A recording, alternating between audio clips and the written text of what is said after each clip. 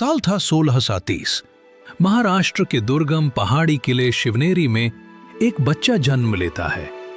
उसका नाम रखा जाता है शिवाजी। उसकी मां जिजाबाई अत्यंत धर्मनिष्ठ, तेजस्वी और वीर स्त्री थीं। उन्होंने शिवाजी को रामायण और महाभारत की कहानियां बचपन से ही सुनाई। कहानियां नहीं बल्कि राष्ट्रभक्ति और न्याय के बीज बो दिए गए थे उस बालक में।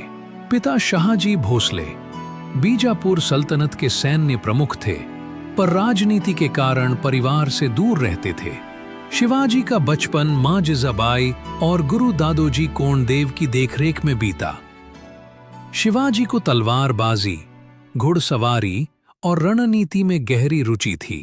वे अपने मावड़ा साथियों जैसे तानाजी मालुसरे, जीजामाता करंदे, येसाजी कंक और बाजी पासलकर के साथ मिलकर स्वराज्य का सपना बुनने लगे थे। शिवाजी बाल्यकाल से ही अलग सोचते थे।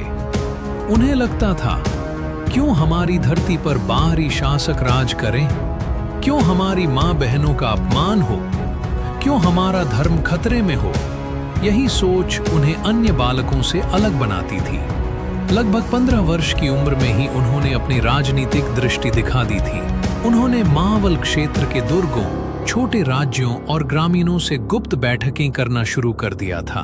उनका उद्देश्य था एक स्वतंत्र हिंदवी स्वराज्य की स्थापना। शिवाजी कहते थे, मां, मैं ऐसा राज्य बनाऊंगा जहां धर्म की रक्षा होगी, प्रजा की सेवा होगी और अन्याय के लिए कोई स्थान नहीं होगा। एक दिन जब एक स्थानीय मुस्लिम सूबेदार ने गांव की महिलाओं पर अत्याचार किया, तो युवा शिवाजी ने 10-12 साथियों के साथ मिलकर उसका अंत कर दिया। उस दिन शिवाजी केवल योद्धा नहीं, बल्कि जनता के रक्षक के रूप में पहचाने गए। इस घटना ने पूरे क्षेत्र में संदेश भेज दिया, एक नया सूर्य उदित हो चुका है। लोग उन्हें सम्मान से कहने लगे, शिवबा। धीरे धीरे उन्होंने आसपास के इलाकों में अपने विश्वास पात्र नियुक्त किए।